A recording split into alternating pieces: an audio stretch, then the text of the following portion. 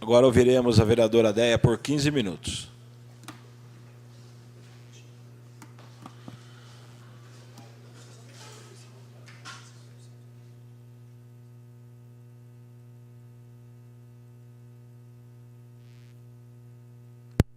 Boa tarde, excelentíssimo presidente, excelentíssimos vereadores. Boa noite já, né, excelentíssima vereadora Selma, todos que nos ouvem aqui no plenário ou pela internet, funcionários desta casa, representantes de bairros, a coordenadora do PLP, Priscila Jacob, e todos que estão acompanhando. Primeiramente, senhor presidente, dizer da indicação que eu encaminhei hoje a esta casa, para que o executivo, já é um assunto que eu estou reiterando, faça estudo no sentido de verificar junto ao Sindicato dos Metalúrgicos de Mairinque, Alumínio e São Roque, para que a prefeitura possa utilizar, juntamente com o sindicato, daquela área do Centro Esportivo José Angelini.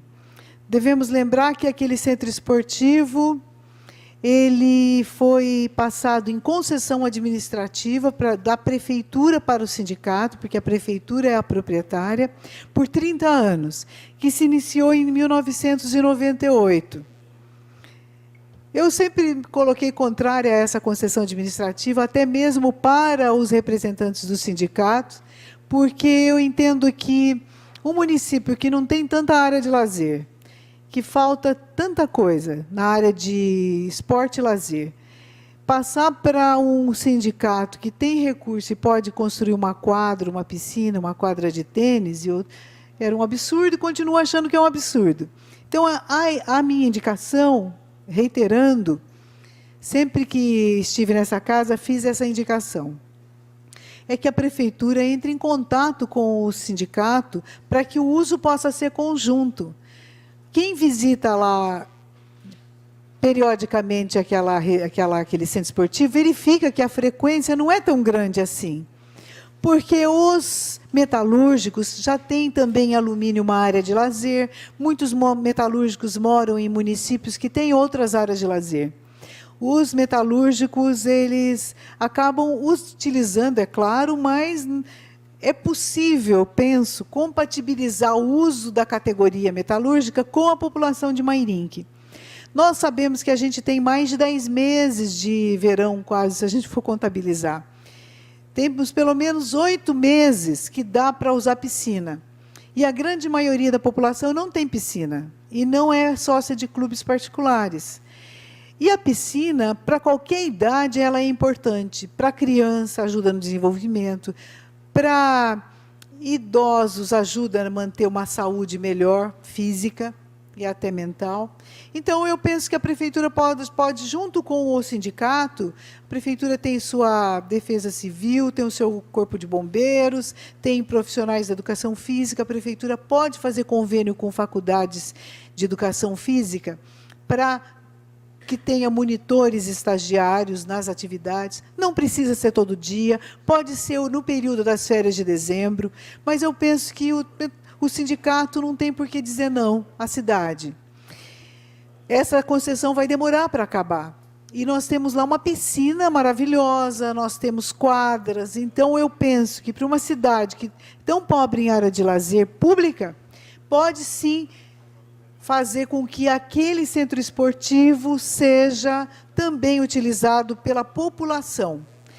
A gente sempre pensa que às vezes é perigoso uma piscina, não dá e tal, mas não é isso. Com monitores, com o pessoal salva-vidas e tudo mais, ela deixa de ser um perigo para ser uma coisa boa, uma coisa positiva. Principalmente nos meses de dezembro, janeiro e fevereiro, que as crianças estão de férias. Essa foi a indicação que eu fiz para ser encaminhada à prefeitura. O outro assunto que me traz a esta tribuna, esse tema livre, é para falar, evidentemente, daquele projeto de lei que está tramitando no Congresso Nacional, que já teve uma votação, que é a PEC, Proposta de Emenda Constitucional, número 241, que a gente está chamando de PEC da Morte. Eu vou ler aqui o que falou o ex-ministro Temporão, que foi ministro em 2010, ministro da Saúde, sobre uma análise que ele faz do que vai significar congelar por 20 anos os recursos da saúde. Em outra oportunidade, nós vamos falar sobre a questão da educação e depois da assistência social.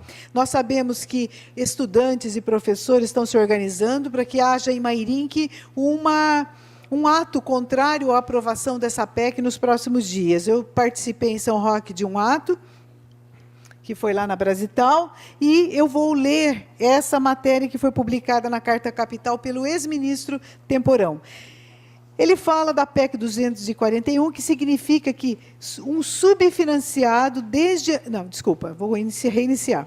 O Sistema Único de Saúde, o SUS, subfinanciado desde a sua criação, já tinha a sua sustentabilidade ameaçada pelas transformações que o país passa. Um acelerado envelhecimento da população, acompanhado do aumento da da prevalência de doenças crônicas, a demandar tratamentos prolongados e dispendiosos. A PEC 241, que está no Congresso, congela os gastos por 20 anos. Apenas agrava o problema, com a perspectiva de perda real de recursos, avalia o médico José Gomes Temporão. Aprovada por uma comissão especial da Câmara, a PEC deve ir à votação, já foi na primeira votação, e depois seguirá para uma segunda e para mais 2 votações no Senado.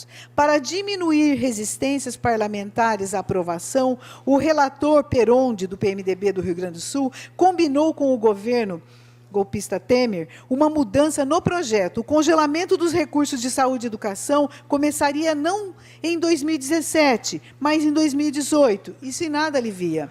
Além disso, o novo relatório estabelece que a base de cálculo do piso da saúde em 2017 será de 15% da receita líquida e não de 13,7%, como previsto inicialmente. Mesmo com alívio no primeiro ano, é prevista uma perda acumulada de centenas de bilhões de reais ao longo dos 20 anos. Essa decisão do Congresso é uma condenação de morte para milhares de brasileiros que terão a sua saúde impactada por essa medida irresponsável, diz Temporão na entrevista.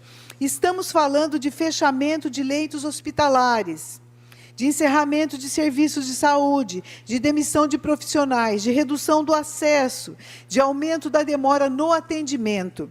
Para o ex-ministro, o país renuncia ao seu futuro ao sacrificar tanto a saúde como a educação no ajuste fiscal. Se existe um problema macroeconômico a ser enfrentado do ponto de vista dos gastos, há outros caminhos, mas esse governo não parece disposto a enfrentar a questão da reforma tributária. Afirma o ex-ministro. Temos uma estrutura tributária regressiva no Brasil, que penaliza os trabalhadores assalariados e a classe média, enquanto que os ricos permanecem com seus privilégios intocados.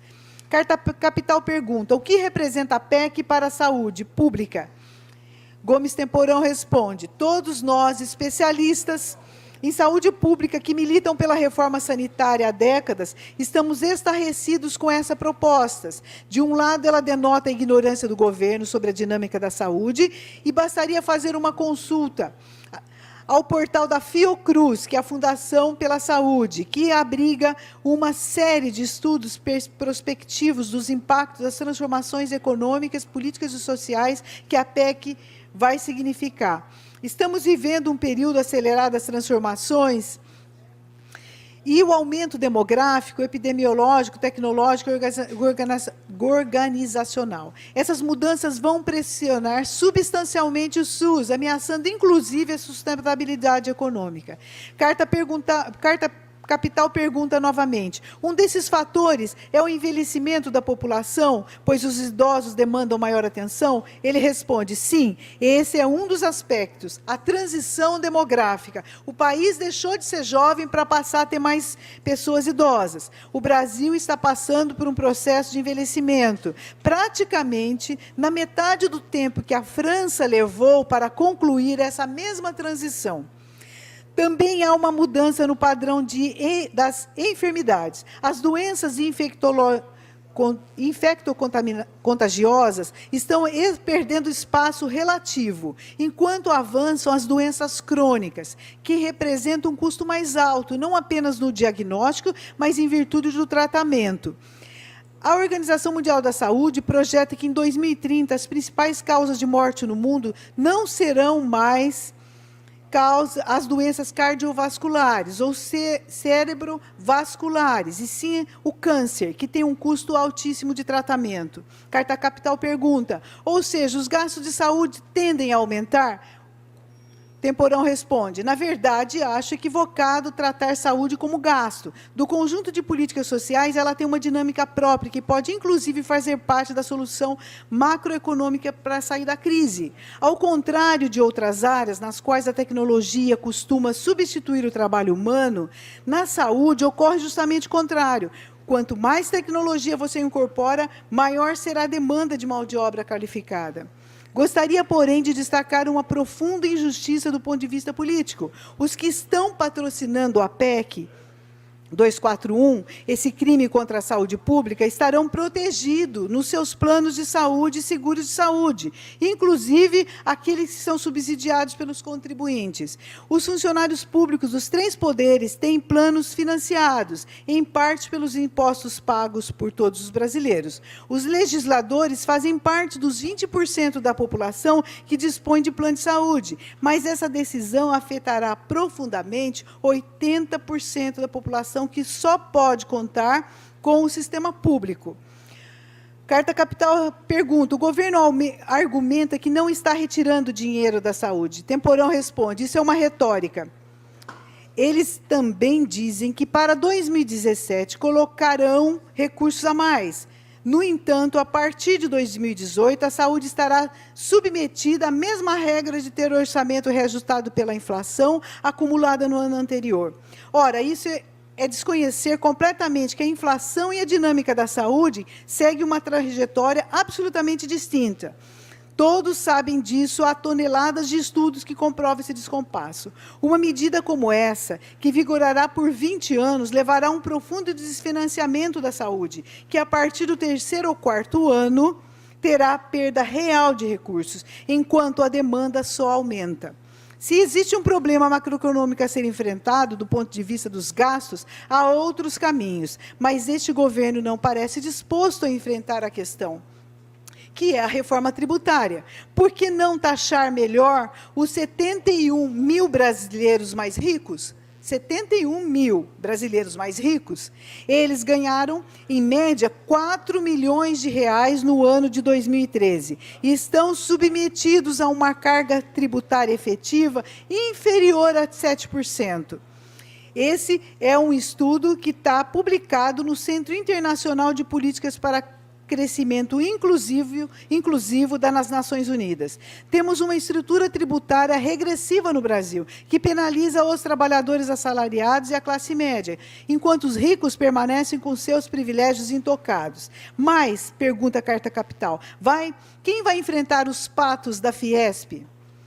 Aquilo parecia ser um recado claro de que os ricos não estão dispostos a pagar impostos. É verdade, responde Temporão. Existe uma casta brasileira que detém uma fatia muito grande de renda nacional e pagam proporcionalmente muito pouco. O Brasil é um dos raros países do mundo que isentam empresários de pagar impostos sobre lucros e dividendos. Dos 34 países que a Organização para a Cooperação e Desenvolvimento Econômico cita, apenas México, Eslováquia, Estônia seguem essa tendência. Ou seja, a empresa paga o seu imposto, mas a pessoa física, quando declara essa renda, que é o empresário, não é tributada. Poderíamos fazer uma profunda discussão sobre essas disparidades, mas isso não entra na agenda política, até porque esse governo expressa justamente os interesses, e ele representa, dessa casta de privilegiados. Eu vou agora à última pergunta, e os dados da OMS, que é a Organização Mundial da Saúde, revelam que o investimento público em saúde no Brasil é inferior à média mundial, pergunta a Carta Capital, quando se analisa os gastos per capita. Temporão Responde, é verdade. A estrutura de gastos do setor é absolutamente distorcida. Apenas 48% das despesas total com saúde são públicas. O restante são gastos privados, das famílias e das empresas. Os mais pobres também investem em recursos próprios. Toda vez que precisam comprar um medicamento ou ter acesso a algum serviço que não encontra na rede pública, como um exame, um tratamento, no Brasil, o governo gasta pouco e o ônus fica com as famílias. A PEC 241 vai agravar a situação. Para ter um parâmetro de comparação, na Inglaterra, que também tem um sistema de saúde universal como nós, 85% dos gastos é público. Essa é a grande diferença. Desde que nasceu no final dos anos 80, o SUS está subfinanciado e agora corre o risco de passar por um processo de desfinanciamento. Li uma parte da entrevista. Lê apenas uma parte da entrevista, que é bastante longa, que está disponibilizado no site da revista Carta Capital. O ex-ministro já se pronunciou, o médico Drauzio Varela já se pronunciou contra a PEC 241, vários artistas, várias entidades, como a CNBB, Confederação Nacional dos Bispos do Brasil, já se pronunciou também contra a PEC 241. Pois não? Eu quero parabenizar a senhora pela disponibilidade, pela preocupação com a saúde do nosso Brasil, e que parece que é meio de praxe das pessoas que estão lá, né?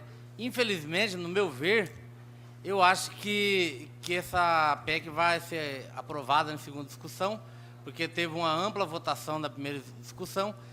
O PSDB, que faz parte da administração pública, criou nos anos 90 a CPMF, segundo eles, que era para salvar a saúde, onde onerou todo cidadão brasileiro que tinha uma movimentação bancária, depois que era de ponto 25, depois se tornou ponto 38, onde gerou um grande valor dentro da saúde, e a saúde, mesmo assim, a saúde nossa brasileira entrou em decadência, depois tirou, já na administração do PT, foi tirada essa CPMF e acabou de afundar. Não que eu sou favorável à CPMF, mas fica aqui a minha preocupação também em relação à saúde. Então, só mais uma parte.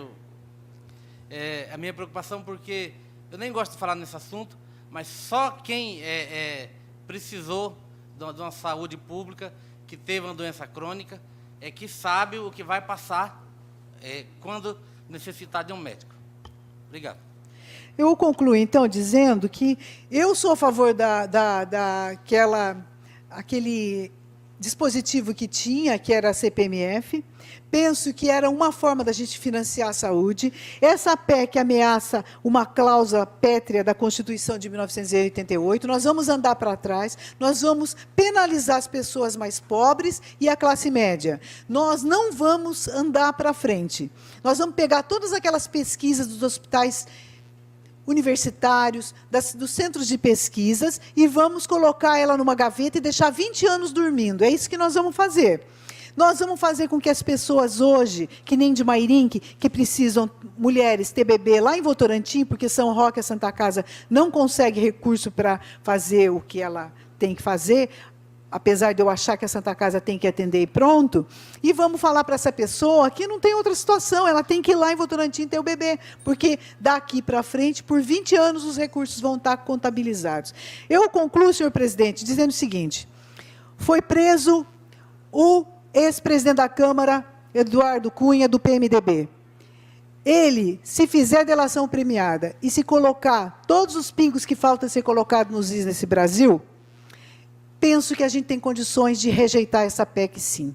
Porque ela tem mais 3 votações. E pelo que nós ouvimos hoje na Câmara Federal, o novo momento do Brasil está para acontecer. Então, eu torço para que a 241 seja rejeitada. Muito obrigada a todos e a todas.